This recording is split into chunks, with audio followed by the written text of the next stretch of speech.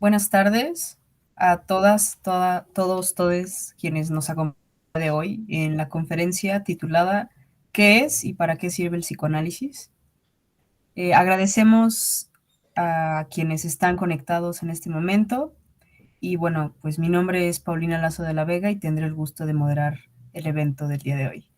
Eh, Tenemos la oportunidad y el privilegio de contar con la presencia del maestro Mayel Castro Martínez, quien ha tenido una importante trayectoria en el ámbito psicoanalítico, que es precisamente el tema que pues, nos compete en esta ocasión. Les quiero comentar que el maestro es egresado de la Universidad Salesiana de México, es maestro en psicoanálisis y cultura, se ha desempeñado como profesor a nivel de licenciatura y maestría. Ejerce la consulta clínica privada desde la perspectiva psicoanalítica, atendiendo a adolescentes y adultos, y labora como psicólogo clínico en el Centro Mexicano de Psicología Integrativa, ejerciendo terapia individual. Sin más, pues le cedo el micrófono al maestro Mayel. Les pedimos de favor mantener su micrófono apagado y pues al finalizar se abrirá un tiempo para preguntas y respuestas. Adelante, maestro. Bueno, pues muchas gracias por la invitación. Pues obviamente agradecer primero aquí a Paulina, que pues me ha estado apoyando en esta situación de moderar y de acompañarme aquí también. Desde luego a Invención de la Mente por una vez más permitirme este espacio. Y pues bueno, vamos a comenzar, ¿no? Me parece que es un muy buen tema en torno a puntualizar o en torno a tener más claro o tener más presente de qué se trata el psicoanálisis. Uh-huh. Recuerdo algún profesor que durante la escuela en una clase nos decía, ¿no?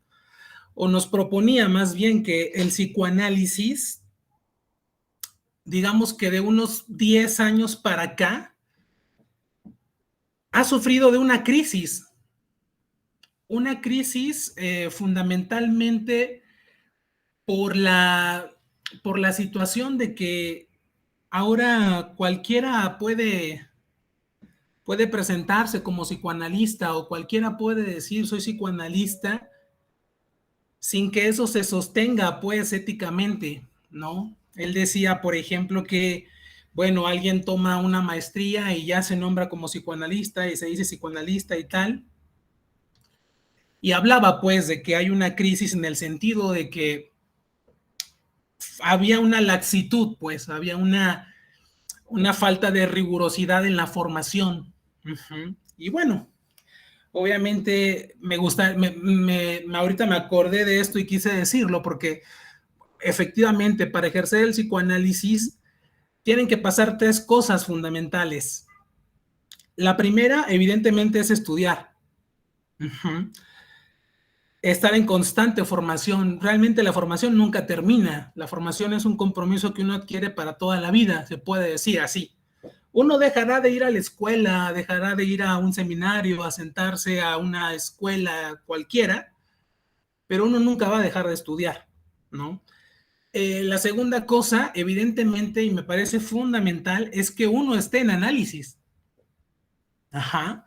Que uno pase por la experiencia de lo que significa hablar en un análisis, de que uno esté tendido en el diván hablando, porque pues evidentemente que a veces pasa, ¿no? Como uno es psicoanalista y no se ha analizado, pues, ¿de dónde se sostiene eso, no?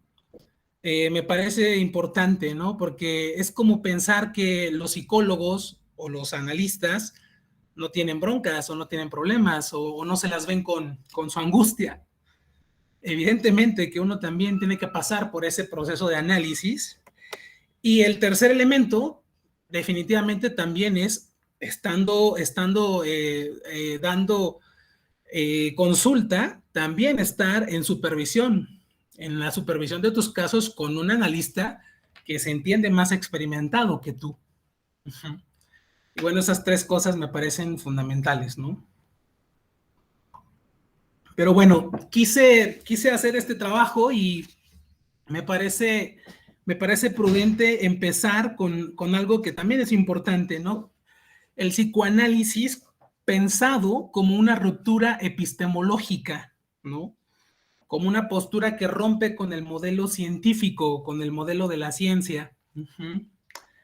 A veces muchos dicen, ¿no?, que el psicoanálisis no es una ciencia. Y puede ser que no sea una ciencia. ¿Tiene algo de científico? Sí. ¿Tiene algo de filosofía? También. ¿Tiene algo de medio religioso? También. A lo mejor tiene de las tres. Pero lo que sí es que es la construcción de un saber que está basado en la experiencia y en la escucha clínicas. No es un saber que se haya inventado o que se haya dicho a la ligera o que se haya, no sé, arrojado o derramado por la cabeza de algún genio, ¿no? Digo que Freud sí era un genio, ¿verdad?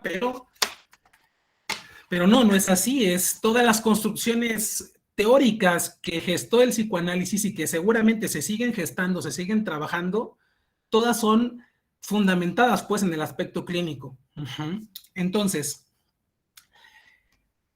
voy a leer un poco y me detengo para explicar, ¿no? El psicoanálisis, desde su nacimiento y durante su desarrollo, se ha sostenido sobre la base de un espacio clínico, teórico y de investigación.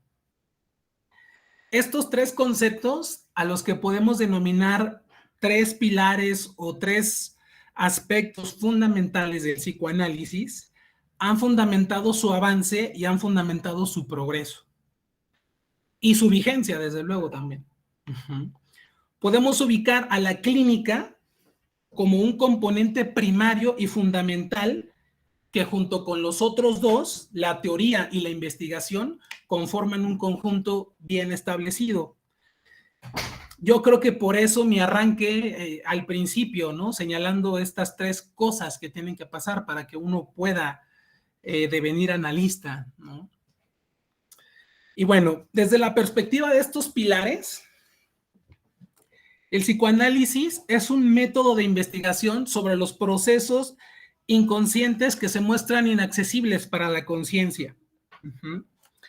Así, a través de estos tres pilares o de estos tres aspectos fundamentales, se va conformando un cuerpo de una teoría que posibilita la constitución y el desarrollo de una nueva disciplina. Y bueno, aquí voy a dar una cita de Freud, la voy a leer tal cual. ¿Y qué es el psicoanálisis? ¿No? Dicho sea de paso, pues es parte del tema de lo que nos tiene acá. Freud dice textualmente, el psicoanálisis es el nombre de un procedimiento que sirve para indagar procesos anímicos difícilmente accesibles por otras vías. 2, un método de tratamiento de perturbaciones neuróticas fundado en esa indagación. Y 3, de una serie de intelecciones psicológicas ganadas por ese camino que poco a poco se han ido coligando en una nueva disciplina científica. Entonces, esto me parece muy importante, eso me parece pues muy puntual, valga la reiteración, estos tres puntos los está diciendo tal cual, a la letra lo estoy leyendo de los textos de Freud. Entonces, pues bueno, es un buen arranque para pensar, ¿no? Cómo este procedimiento de acceso a cuestiones que son inconscientes, ya veremos qué es el inconsciente, ya lo platicaremos, como un método de tratamiento para las afecciones neuróticas y obviamente la construcción, el tercer punto, la construcción de un conjunto teórico, pues de una fundamentación teórica basada en esas mismas indagaciones. Continúo. Lo inédito en la obra de Freud, es decir, lo inconsciente, le lleva a la necesidad de inventar un dispositivo terapéutico que le permita desarrollar un método de investigación de la subjetividad humana. Ese método es justamente la asociación libre. También vamos a ver qué es la asociación libre. Pero debemos aclarar que esta investigación no pudo haber avanzado mucho, sino a partir de investirle de una estructura epistemológica. esa estructura que conjunta el espacio clínico, la investigación y la teoría. Bueno, me parece importante resaltar, ¿no?, que el psicoanálisis funda las construcciones de su teoría a partir de la clínica y no al revés. Y sobre todo esta cuestión de la ruptura epistemológica. ¿Por qué? De entrada, lo inédito en el psicoanálisis está en el planteamiento de la existencia de lo inconsciente o de un inconsciente. Porque antes del psicoanálisis se creía en la total correspondencia entre la subjetividad y la conciencia. Lo inédito, pues, ¿cómo? Se me fue la palabra, pero lo inédito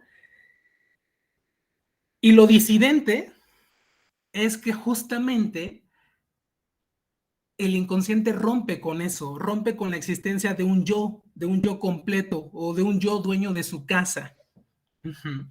Tenemos procesos inconscientes de los cuales no tenemos noticia y eso incide obviamente en nuestra vida.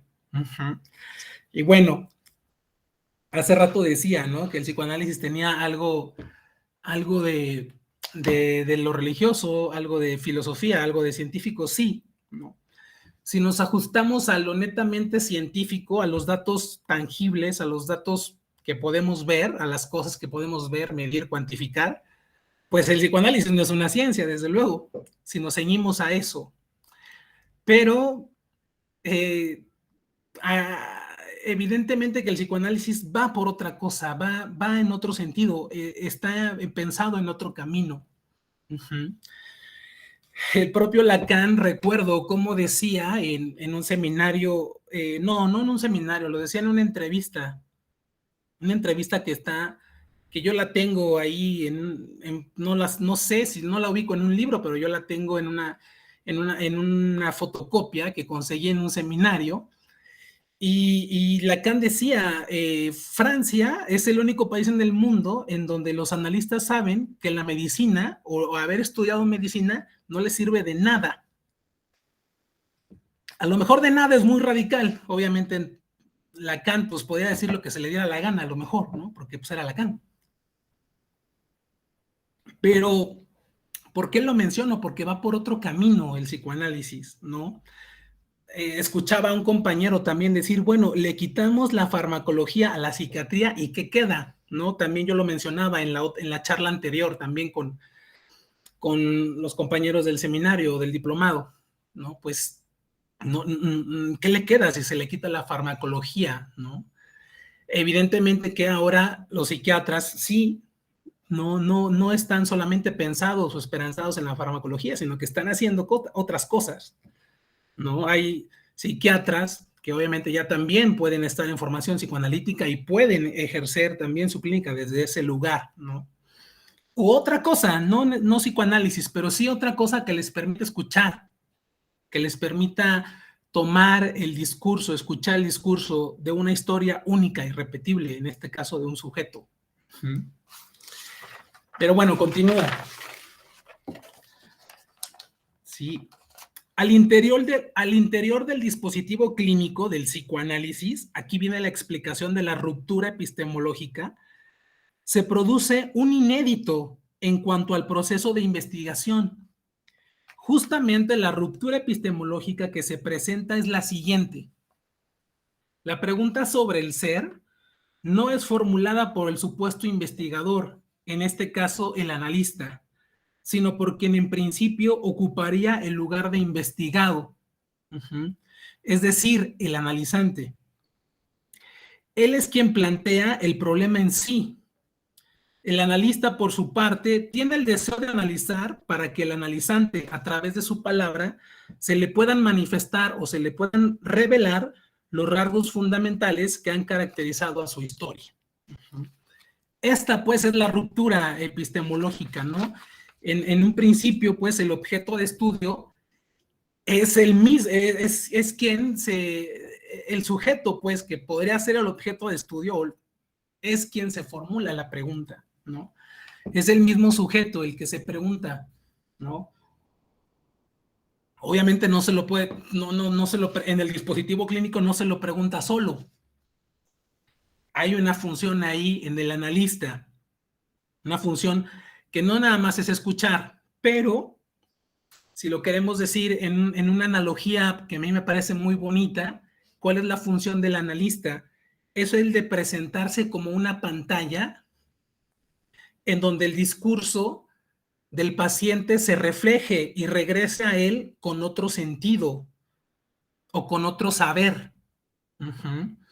Claro, obviamente esto es a nivel teórico. Evidentemente que en la escucha, pues ahí está el trabajo clínico, ¿no? Ahí está, no me acuerdo para decirlo coloquialmente, ahí está la talacha. Sí. Pero bueno, continúo. Un análisis tendrá la función no de dirigirse o conducirse en el espacio clínico de acuerdo a una estrategia previamente diseñada o siguiendo estrictamente una base conceptual, sino en función de mantenerla en los límites que marca la palabra del paciente, que no son otros que los de su verdad inconsciente, el inédito al que apunta el tratamiento psicoanalítico. El psicoanálisis, el psicoanalista, esto que estoy leyendo es de Laura Vacareza, el psicoanalista no es un confesor, tampoco un amigo, ni un juez. Su función no es ni perdonar ni comprender, sino la de presentarse como una pantalla sobre la cual el sujeto en análisis proyecta sus conflictos para poder reconocerlos y subjetivarlos, ¿no?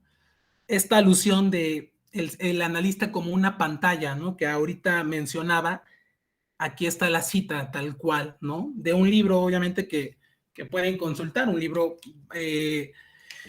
de Laura Vacareza, que se me olvidó el nombre ahorita, los conceptos fundamentales del análisis o del psicoanálisis. Ahorita les doy el texto.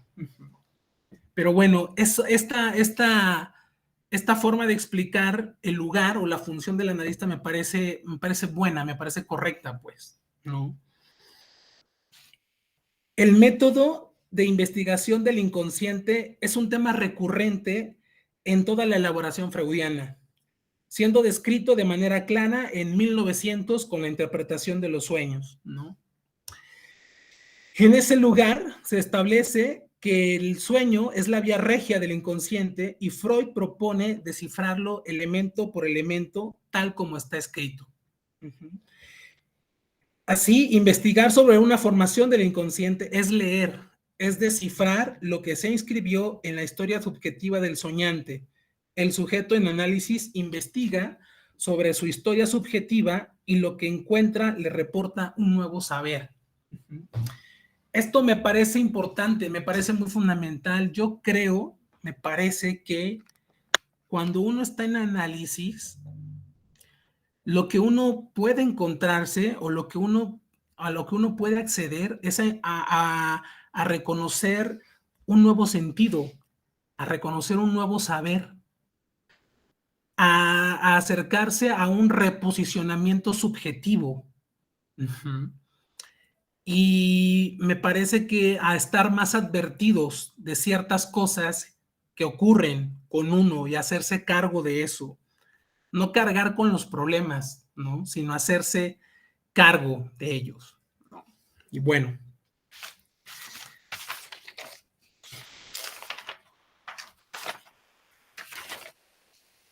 Continúo con lo inconsciente, ¿no? Es común que dentro del lenguaje cotidiano se haga uso de la palabra inconsciente, ¿no?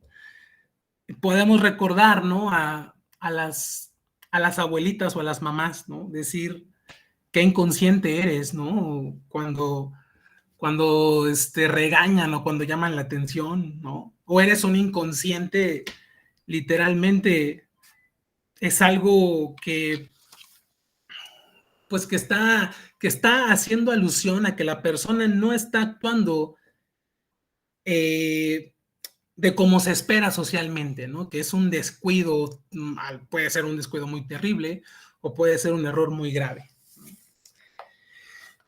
¿no? Entonces, pero lo importante pues acá es que esas alusiones lingüísticas, esas alusiones del lenguaje, apuntan a decir que la persona no es responsable de sus actos.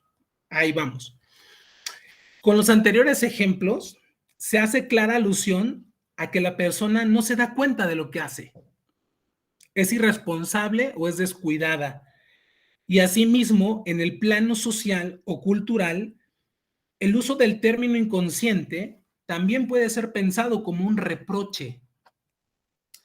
Y lo que se reprocha al sujeto, que se tacha de inconsciente, es que no ha sido capaz de entender y percibir la consecuencia de sus acciones, ¿no? O dicho en una frase, ningún acto es sin consecuencias. Obviamente la persona que actúa inconscientemente no se da cuenta de esas consecuencias o no piensa en esas consecuencias. Bueno, desde la lingüística también se puede abordar el concepto de lo inconsciente al pensar, por ejemplo, que las palabras no solo poseen un significado más o menos definido, sino que además se encuentran impregnadas de un sentido que en ocasiones escapa de lo que el propio hablante quiso decir.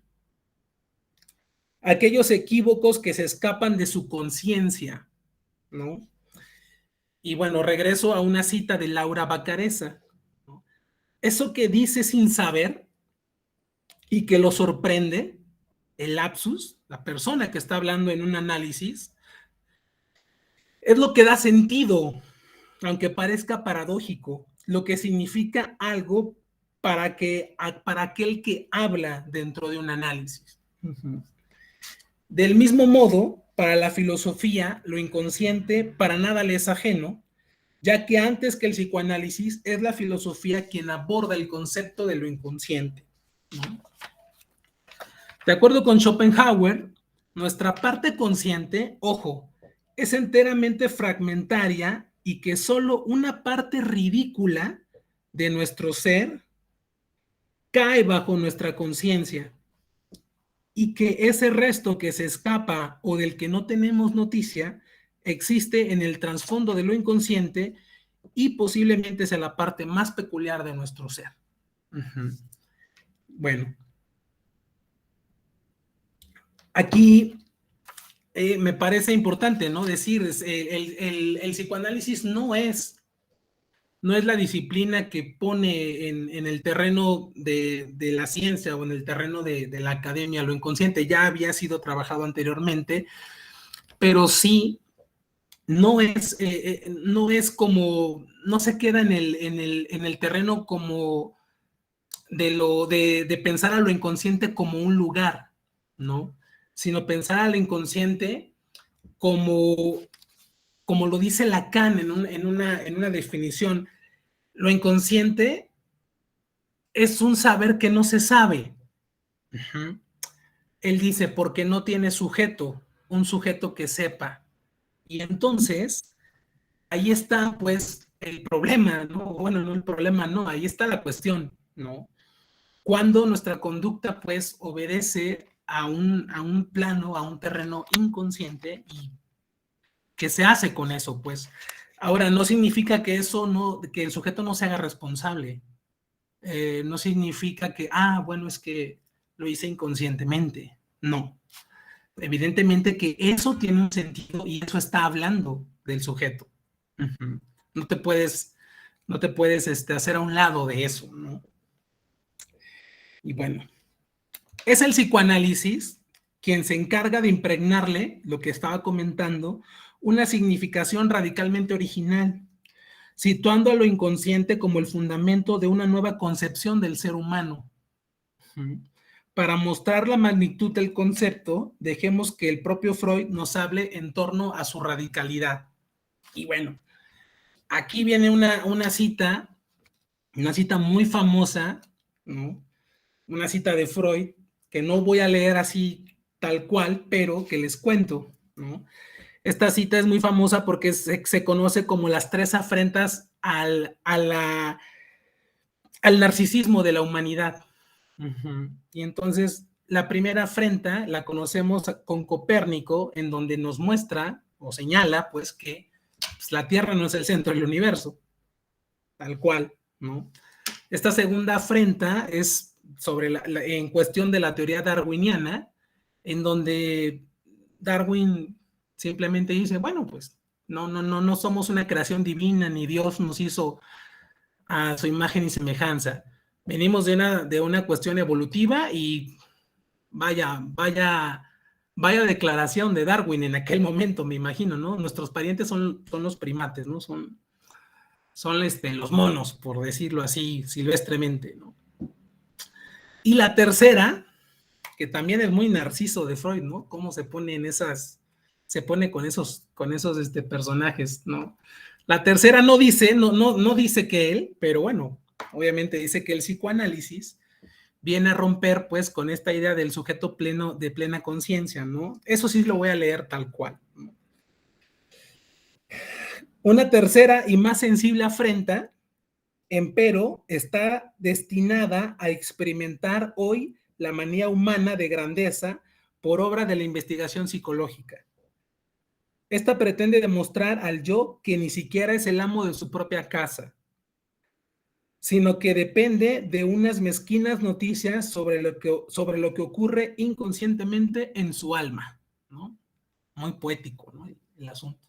Pero así lo dice Freud, ¿no? Estas tres afrentas al narcisismo de la humanidad, ¿no? O tres afrentas, dice, tres graves afrentas, dice Freud, al ingenuo amor propio, ¿no? del ser humano, ¿no?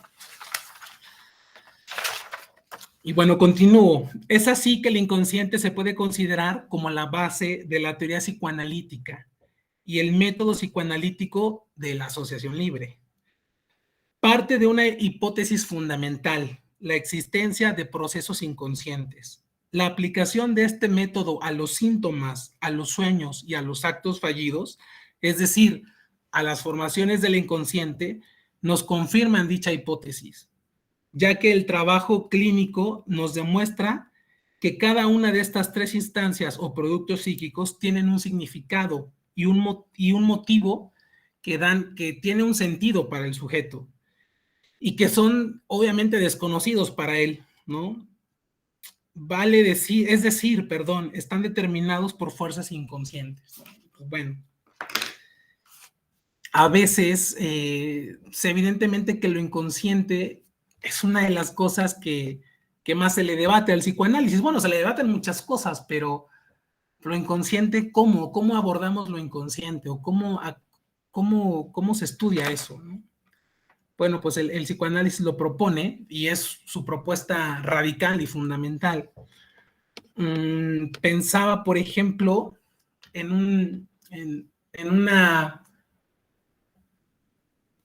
una historia chistosa, ¿no? Que ya no, realmente ya ni recuerdo dónde la escuché, pero de repente, estando en una escena, en un restaurante, una comida, no sé, pensando, ¿no? Que un joven, ¿no? Un joven buen mozo le va a dar un anillo de compromiso a su pareja, ¿no? Con la que lleva, no sé, 3, 4 años, ¿no? Y le da el anillo de compromiso y pues la escena, ¿no? Muy romántica, muy cursi, si ustedes quieren. Y cuando le da el anillo y le dice todo lo que le tiene que decir este joven a la chica, le dice, te amo, Samantha. Y la chica se llama Verónica, ¿no? Entonces, pues bueno. ¿Qué onda con eso, no? O sea, ¿por qué? ¿Por qué cambiarle el nombre, pues, a la mujer que más amas, a la mujer que consideras que es tu vida o que es parte importantísima en tu vida, que te quieres casar con ella y ta? O sea, ¿cómo es posible que alguien pueda sufrir de eso, no? Si fuese conscientemente, si a propósito, si fuera conscientemente, pues qué poca abuela de este cuate, ¿no? ¿Cómo? ¿Cómo en esa noche, en ese día tan especial, pues decirle, ¿no? Cambiarle el nombre, ¿no? Y aparte agregarle un te amo, ¿no? Te amo con el nombre que no es de ella, ¿no? Eso, pues, evidentemente es inconsciente, ¿no? Y bueno, dicho sea de paso, esta mujer, ¿qué diría? ¿Le gustaría? ¿Se sentiría tranquila?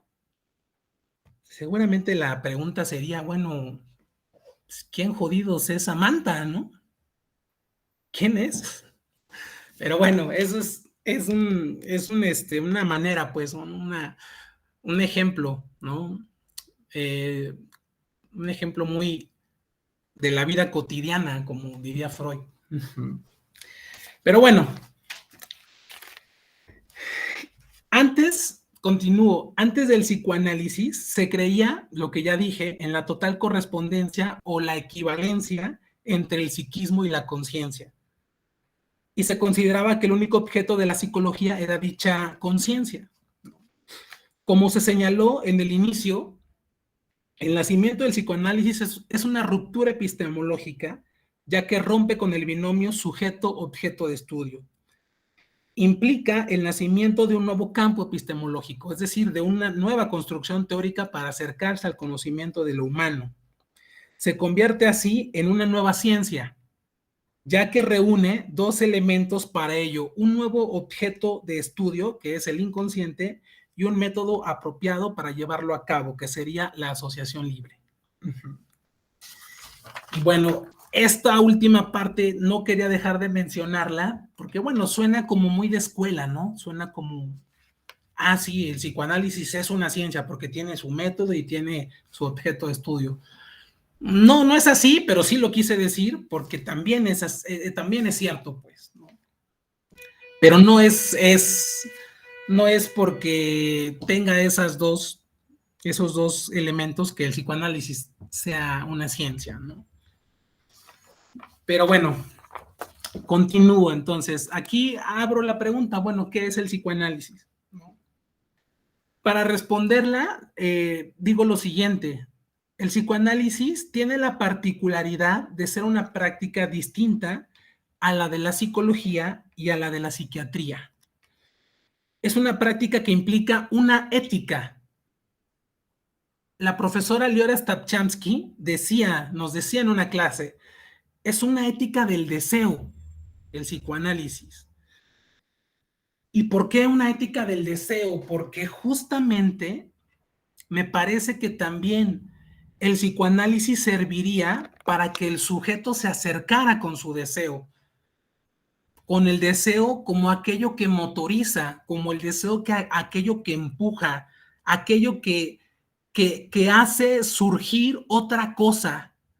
Porque si pensamos al sujeto como estático, pues no, evidentemente que por ahí no va. El sujeto tendría que hacerse, rehacerse. El sujeto en psicoanálisis es un sujeto deseante. Apenas estaba escuchando una entrevista de un músico que para unos puede ser muy famoso, para otros no tanto, pero se llama Sabo Romo y es el bajista de los Caifanes. Y estaba explicando que estaba en el estudio de grabación afinando los últimos detalles, porque él está a cargo, o estaba a cargo, ya ni sé, porque ya tiene un par de años esa entrevista. Él estaba al frente de la producción de un conjunto como de una producción discográfica, y aparte de un conjunto de conciertos que se llamó Rock en tu idioma sinfónico. Y bueno, juntó a una serie de bandas ochenteras que tuvieron su hit de rock en español en los 80s, parte de los 90s, y juntó obviamente esos hits, le hizo un arreglo con una orquesta, y bueno, seguramente es un trabajo muy grande y en conjunto, pero él estaba al frente. Le hacen la entrevista y platica de ese proyecto. De hecho, ya la primera gira ya terminó y después venía una segunda gira, y él decía que ya que agotaron o que llenaron 5 veces el Auditorio Nacional con ese proyecto del rock en tu idioma sinfónico. Pero ¿por qué lo menciono? Porque cuando lo están entrevistando y dice que está afinando los últimos detalles y ya lo acabaron, ya están haciendo la masterización, la mezcla y todo lo que le hacen todo lo que hace un ingeniero de audio en un proceso de esa naturaleza, ya se terminó. Y entonces esta persona, este músico Sabo Romo, se queda así pensando, bueno, ¿y ahora qué vamos a hacer? Así de fácil. ¿Qué vamos a hacer? Bueno, le responde otra persona, pues a tocarlo. Y sí, lo vamos a tocar, pero después, ¿qué vamos a hacer? Ajá.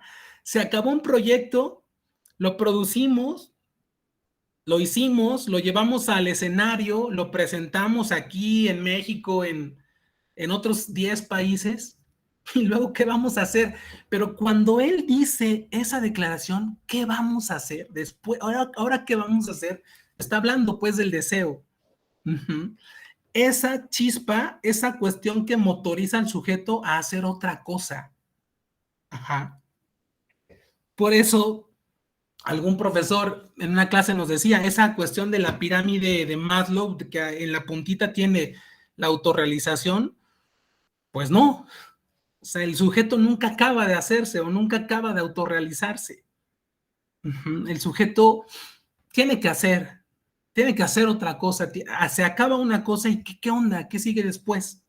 Uh-huh.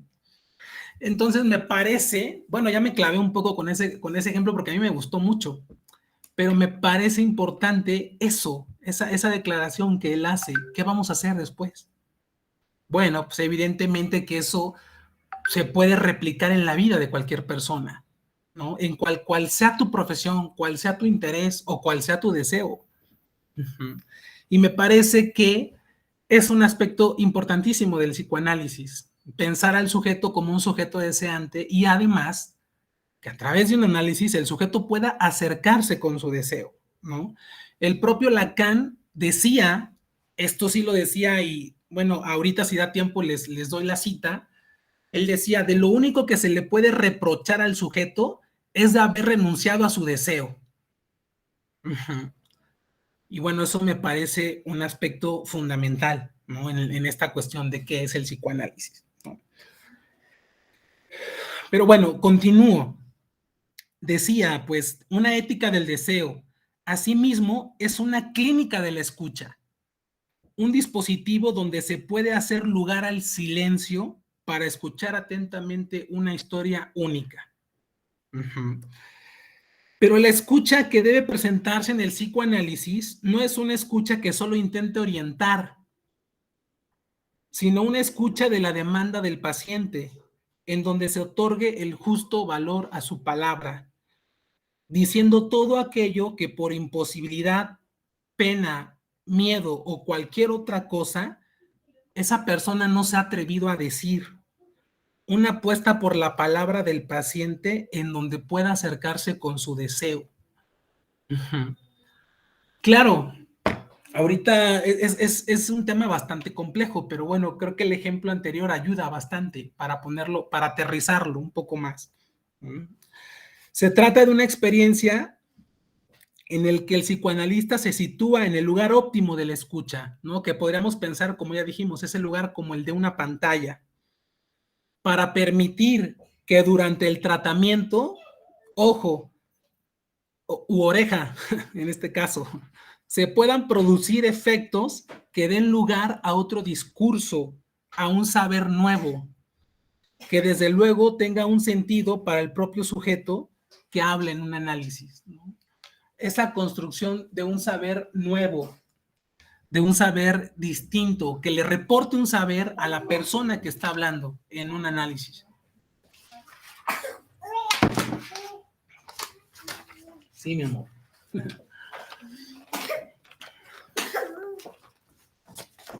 Y bueno, continúo. Así pues, es completamente válido plantear una cura en el psicoanálisis, porque los tratamientos no son para siempre. La cura está anudada a la palabra del paciente, por ello cada cura es única. La cura psicoanalítica tiene un principio y tiene un fin. Se le ha denominado cura por la palabra. aquel atinado nombre que le dio la paciente conocida como Anna O, que hoy sabemos es Berta Pappenheim, y que paradójicamente no fue paciente de Freud, paciente cuya cura y sus avatares permitieron conocer la transferencia y descubrir el psicoanálisis. Y bueno, pero aquí queda algo suelto, o sea, ¿cómo se construye ese nuevo saber que le reporte un sentido al paciente? Para que ese nuevo saber continuo pueda surgir, el analista debe dirigir la cura de modo que en ella se den acontecimientos que produzcan, cambios en el discurso del paciente. Para ello debe intervenir de diferentes formas, preguntando, señalando, interpretando también, guardando silencio, a fin de señalar o cuestionar lo dicho por el paciente. Para que el trabajo clínico pueda llevarse a cabo, es necesario que se establezca entre el paciente y analista un vínculo o un lazo afectivo que se instaura de manera automática y que, bueno, técnicamente es denominado como la transferencia, ¿no? Que lo podemos decir así, ¿no? En términos demasiado fáciles, demasiado rápidos, porque, bueno, tampoco es el tema de la charla, pero es gracias a la transferencia y a pesar de la transferencia que un análisis puede ser. Uh-huh. El psicoanálisis es una experiencia de la escucha, es una ética del deseo, una inédita forma de acercarse al conocimiento del humano que es inaugurada por Freud. Un espacio donde la persona se haga cargo de su problemática, no que cargue con ello, ¿sí? Sino que al contrario, se haga cargo de sí, una apuesta por lo inconsciente, de aquel saber que no sabemos, pero que sin embargo también es estructurante de la subjetividad, un giro definitivo y fundamental en la forma de acercarse al conocimiento de lo humano. Y pues bueno, con esto me gustaría terminar, ¿no? Con esta última parte, pero sé obviamente que a lo mejor no tenemos el tiempo, pero me parece que quisiera solamente leer una última parte, hablando también del deseo. Me parece que después de un análisis, un sujeto debe acercarse con su deseo, debe tener más claro hacia dónde dirigir los pasos. Uh-huh. Que esta frase muy, muy, muy importante para mí, que esta frase lacaniana que ya decíamos, de lo que uno puede ser culpable o de lo único que el sujeto puede ser culpable es de no seguir con su deseo o de renunciar a su deseo. Eso me parece fundamental porque el sujeto es un sujeto deseante, ¿no? Entonces, me parece que dentro de un análisis, cuando el sujeto está hablando, está diciendo, está dando su historia, me parece que lo que tiene que recibir de estando o apostándole a estar en un tratamiento psicoanalítico, una de las cosas sería esa, la del deseo, acercarse con su deseo, no renunciar a su deseo. Me parece que el psicoanálisis también posibilitaría la cuestión de que el sujeto esté más advertido de ciertas cosas que suceden, que pasan con él, y que sobre todo se haga cargo de eso, ¿no? Pensaba ahorita en el concepto de lo inconsciente y pensaba en este artilugio legal de que los abogados, digo no todos, pero algunos abogados penalistas le proponen a su cliente, a su representado, recurrir al recurso de, no sé, de un padecimiento, de una enfermedad mental, ¿no? Y así evadir la justicia, ¿no? Pues es que es inimputable porque no es consciente de sus actos. Este señor está enfermo. Y evadir la justicia arguyendo eso, ¿no? O sosteniendo eso. Eso me parece que el psicoanálisis está en el polo opuesto, en la antípoda. Está completamente alejado de esa posición. Al contrario, es hacerte cargo de eso. O sea, no se vale decir, no, pues es que no. Muchas veces escuchamos en el consultorio, no puede ser que yo hice eso.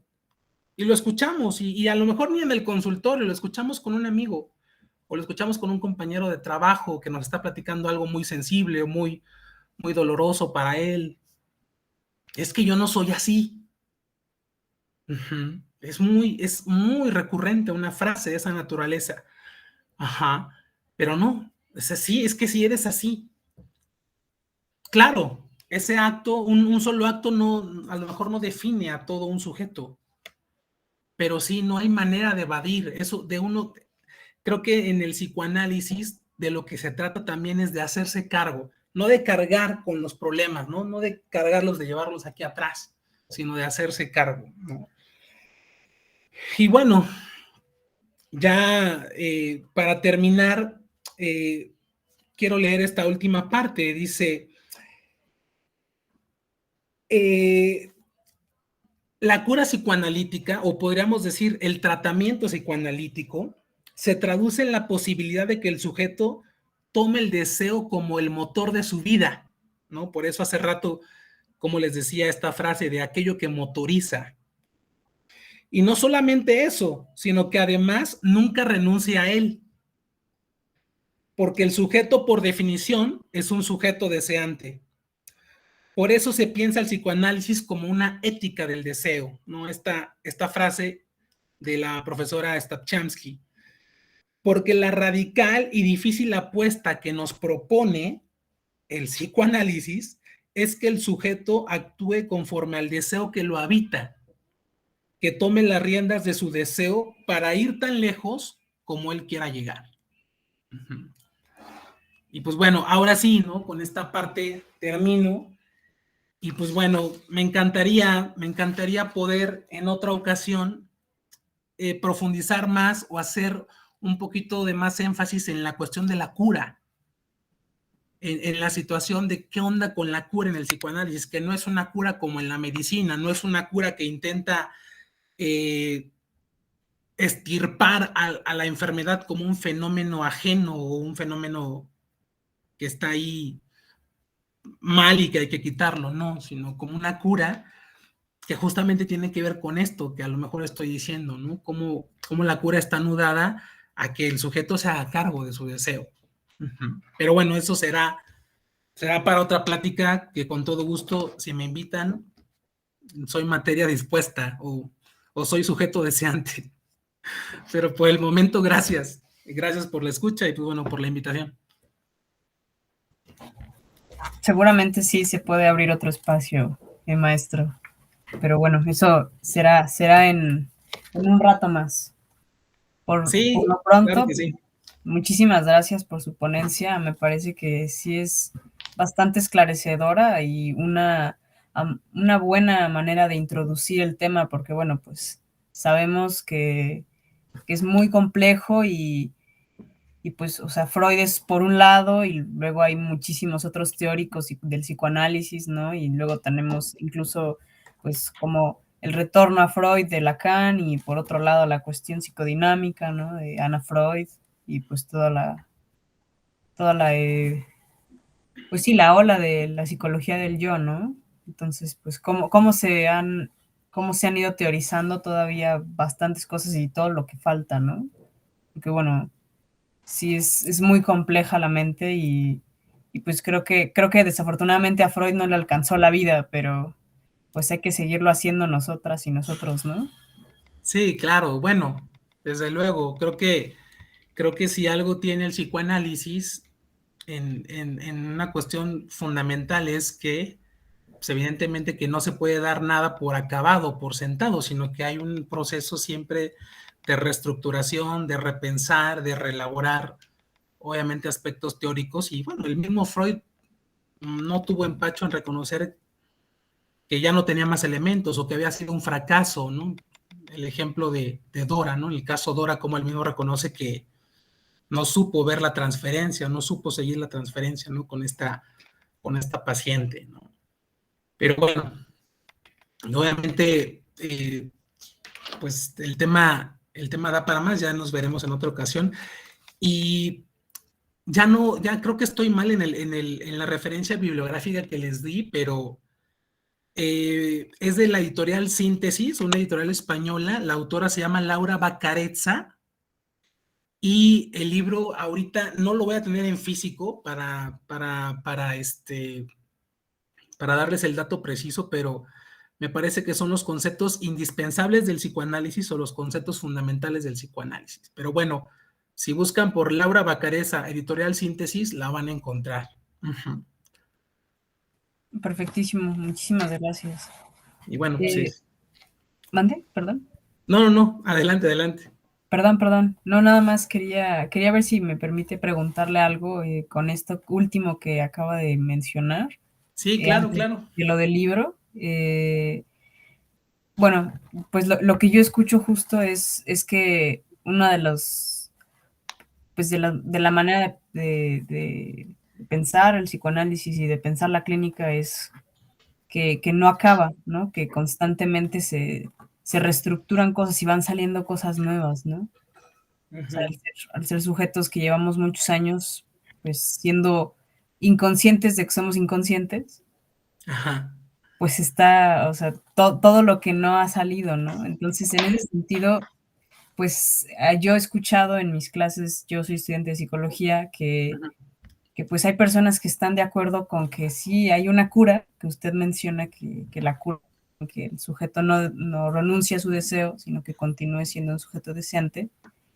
Pero en este sentido, pues, o sea, si sigue siendo un sujeto deseante, pues entonces, bueno, yo lo pienso como que nunca se terminaría el análisis, ¿no?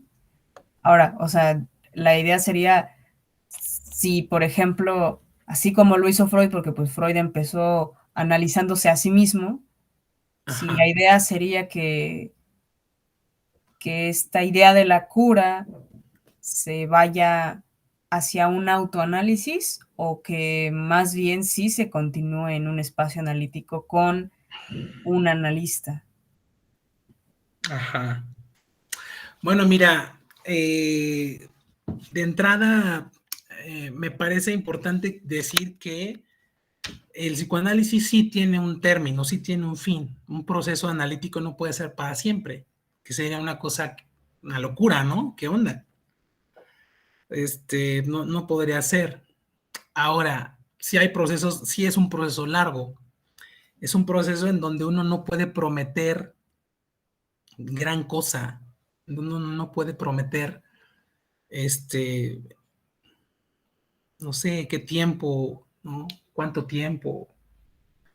De repente un paciente puede decir, bueno, es muy recurrente esta pregunta de, bueno, doctor, ¿no? Los que te digan doctor, que bueno, pues es una cuestión ahí social, ¿no?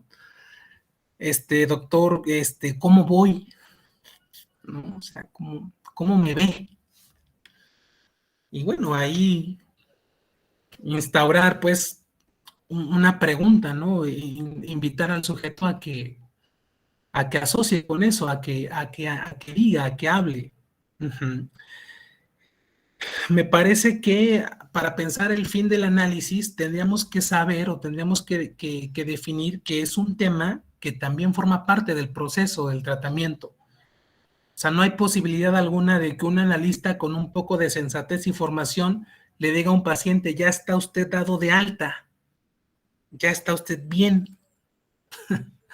No, sino que el fin de un análisis también tiene que ver con, obviamente, decirlo en la misma sesión, ¿no? O sea, decirlo, oye, de repente un paciente puede decir, es que ya no le encuentro sentido, o sea, ¿por qué sigo viniendo aquí? O sea, lo puede decir, tal cual, y bueno, lo he podido ver en la consulta, ¿no?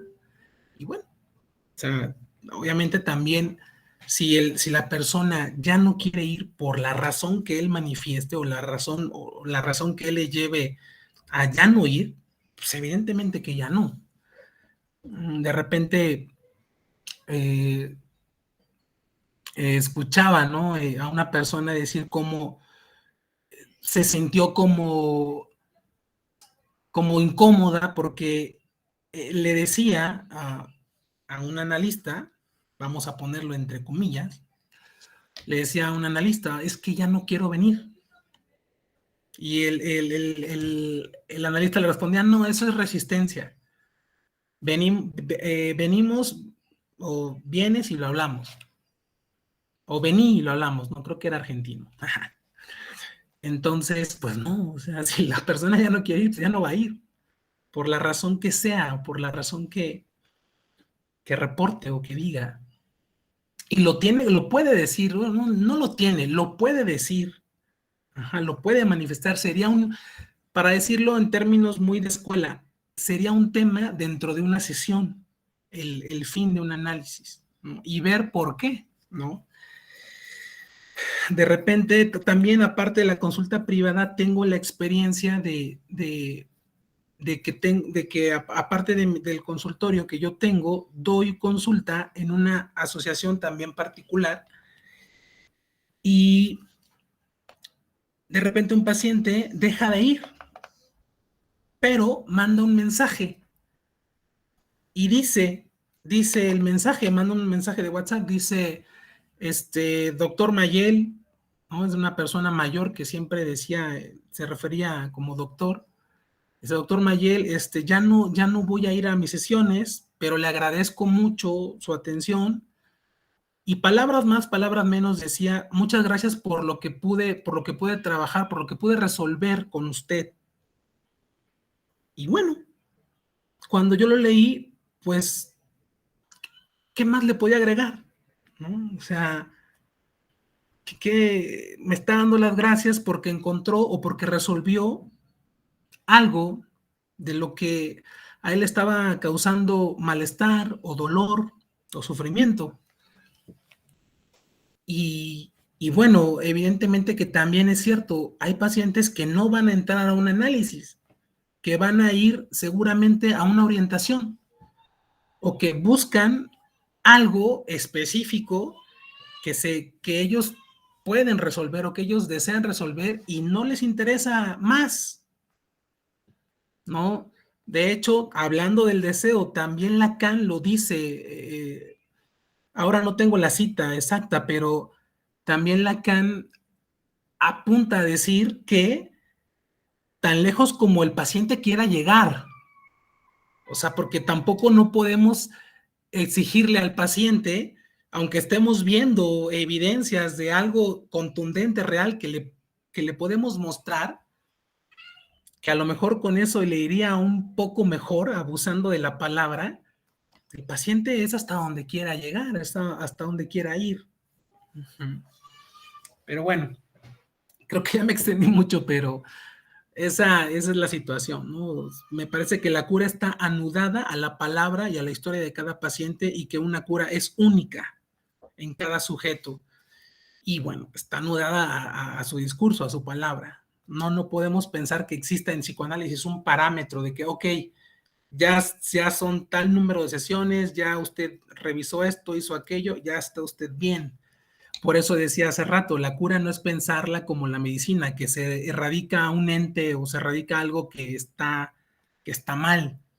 No, el síntoma, el psicoanálisis no elimina los síntomas.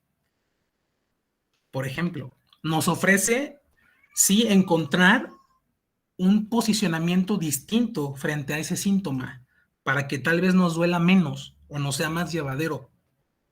Pues bueno.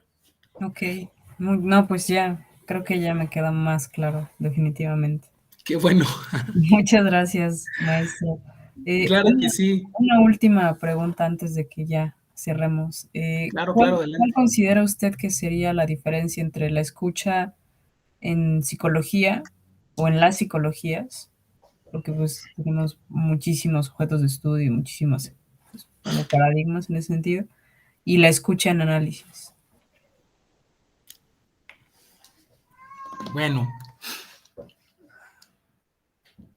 me pones en un aprieto porque es una muy buena pregunta. Y también te quiero decir que existe un versus entre el psicoanálisis y la psicología. Un versus que a veces se dice y a veces no se dice.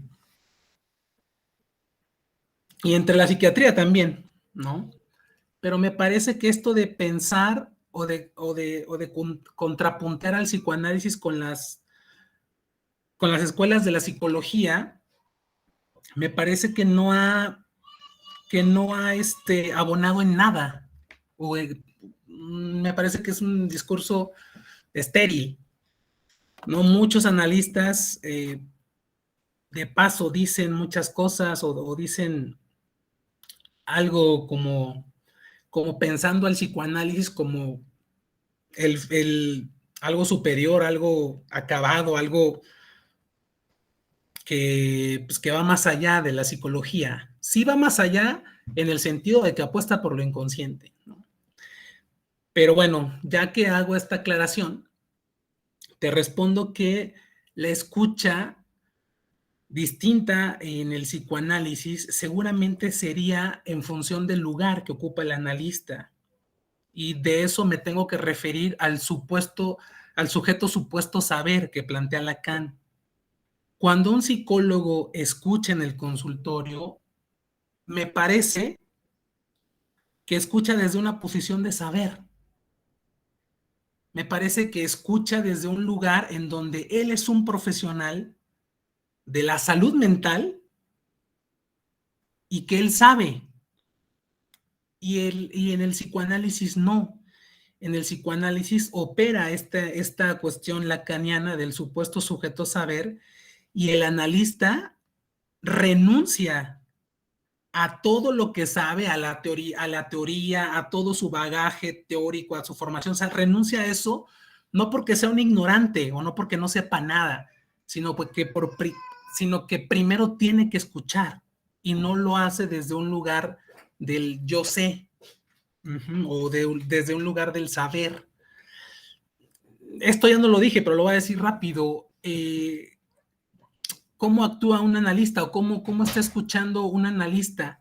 Renuncia a esa cuestión teórica para escuchar, vamos a decirlo como Freud, con una atención flotante, sin discriminar ningún elemento, estar dispuesto a escucharlo todo. Ajá. Y un ejemplo, de repente, esto es un ejemplo, ¿no? Que de repente yo estoy escuchando a una banda de jazz y la banda de jazz suelta una interpretación como de 10 minutos o más, no sé, tal vez 12, 13 minutos. Y dentro de esos 13 minutos hay una parte que el bajista hace un solo, el baterista hace otro solo, el de la guitarra hace otro solo y el del piano hace otro solo. Y están derrochando talento, pues. Termina la pieza y alguien del público grita y pregunta, ¿cómo se llama esta canción? Y los músicos empiezan a reír.